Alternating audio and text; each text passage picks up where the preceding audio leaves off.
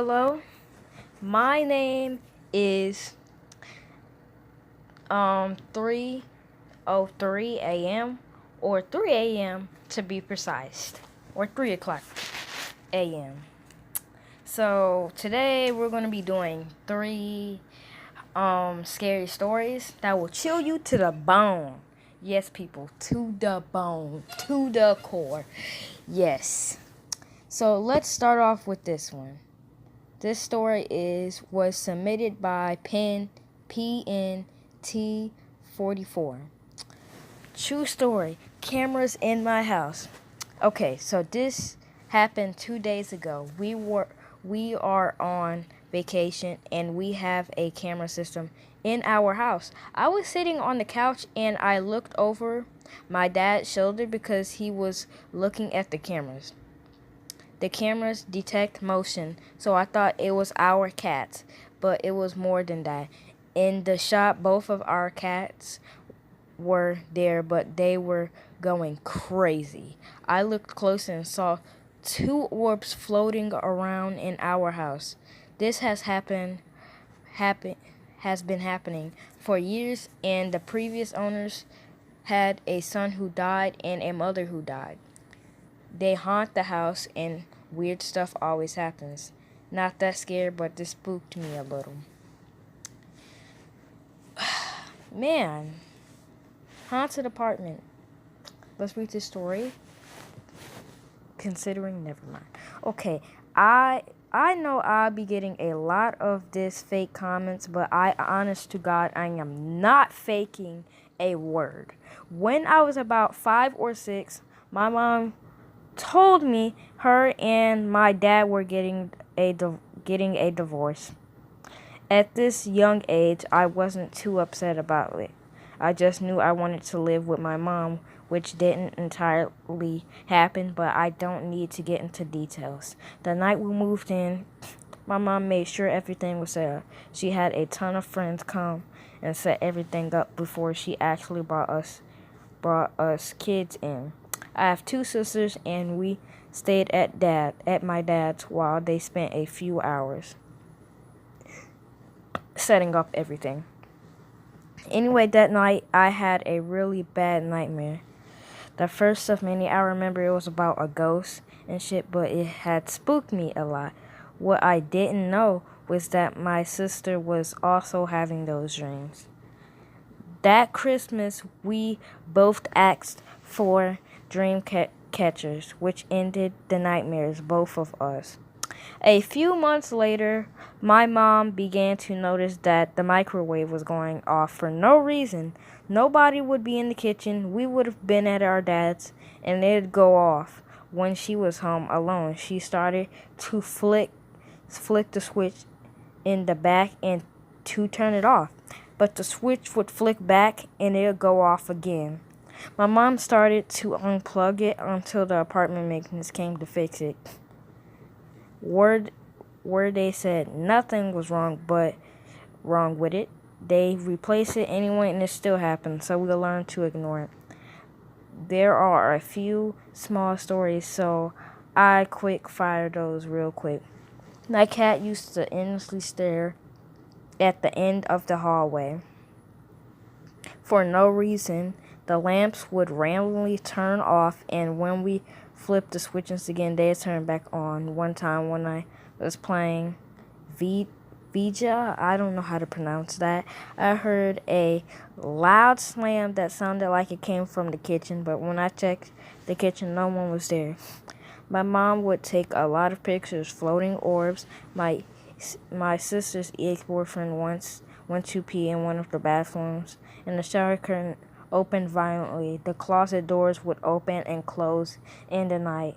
Okay, now here's the creepiest part. This happened once each of my sisters. My older sister was going to her room to fetch something, and when she turned the light on, there was a brief shadow of a tall, lengthy man. The shadow looked like he had a hat on, kind of like something you see in the 50s. Could be the Hat Man, to be honest. Could be the Hat Man. My sister told my mom and no one else knew. Neither they wanted to scare me. I don't feel like reading the whole story, man. Kind of getting a little freaked out. Then my sister was watching a horror movie a few years later when the TV flickered and a jump scare. The same shadow flashed on the wall next to the door. My sister immediately ran into my mom's room and jumped up into bed and asked my mom why she described the same thing my other sister was out knowing. My mom, who's very spiritual, got tired of this and she did some spiritual ghost thing to trap it in a closet by some candles or something, and the spirit was supposedly locked into this piece of paper. When we moved out, my mom forgot about the piece of paper, and when my mom saw a physic years ago, they said that the ghost was stuck to the paper, which I think is funny. Anyway, I know this isn't the scariest story on here, but I thought it was quite interesting. It was interesting. The dog.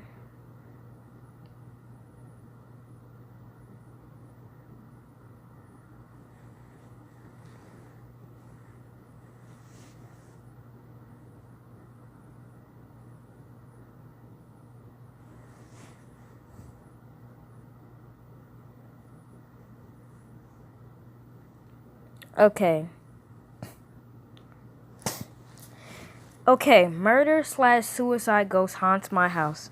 I live in a big city near Harrisburg, Pennsylvania. I always lived here, but I moved into the downtown part of the better part of for the better part of 9 months, and it's been probably the worst living conditions I ever had to deal with.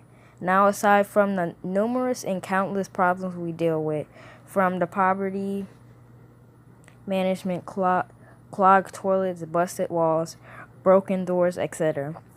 The crime rate is terrible here. Here is terrible, and it's kind of influenced, no, but it isn't cheap. But I'm not finna get into details.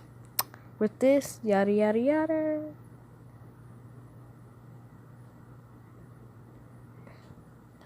Rifle roommate laughs and asks, "So you know about that old man who haunts it then?" I chuckle, "No, I can't say I do." She looks at me while taking off her sunglasses and says, "Listen, honey, a man who worked for the state that lived there. Oh, I don't care. He means so. Oh, he was a mean soul. It's rumored that one day he snapped after a heated argument at work and killed his whole family, then himself, the bedroom right past the bathroom. My wife's room, thinking to myself, great, now my wife share a room where a terrible, gruesome crime has taken place. I look her in belief and say, that's pretty crazy, Ma. She laughs and says, oh yes, sure, something talking about while she was there, saying the typical lights going off, cabinets opening, closing, moving. Yeah, yada yada, etc. You know, that type of feast ghost stuff that happens. Blah blah blah. I started to think maybe this is all just some scary story people made up to scare kids or something. Anyway, later that next month, and my wife listening to some scary stories on YouTube, she shares that when she first moved in, when putting her clothing in the closet, she noticed writing on the walls and the door. She didn't read or anything. She definitely thought it was weird, but decided to paint the walls the classic eggshell white, and that was that. I thought it was weird and a little confused, as you know, as to why she didn't read it, and it was hard to read, like faded. Whoever wrote it had god awful handwriting. So, alright, I can agree with that. Maybe the whole stress of moving in was in her head. Everything was fine. I'd say into 3 months, I lost my house key, so I took my wife's and put in our car's keychain. Well, one day she got off work later, and I just decided to come home, and well, my busy day of work got the best of me, and I nodded off shortly after I got home, which prevented me giving my wife the ride that home she needed and the key of our door. She walked in maybe a quarter of a mile. So, downstairs. Well, I woke up to my phone bushing on our headboard and see. Well, after that time she got off and I run downstairs to see my wife frantically pounding on our front door. Let me the fuck in.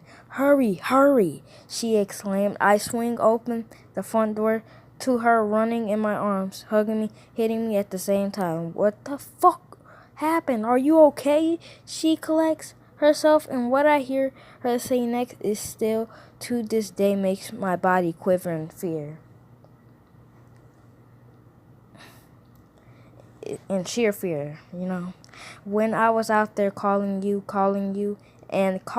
I looked behind me. A man in all black is crawling upstairs. Right when he got to the top step, you came to the door. I swung the door open and yelled, "Hello," chest tight, fists clenched, and ready to ruin this man's day.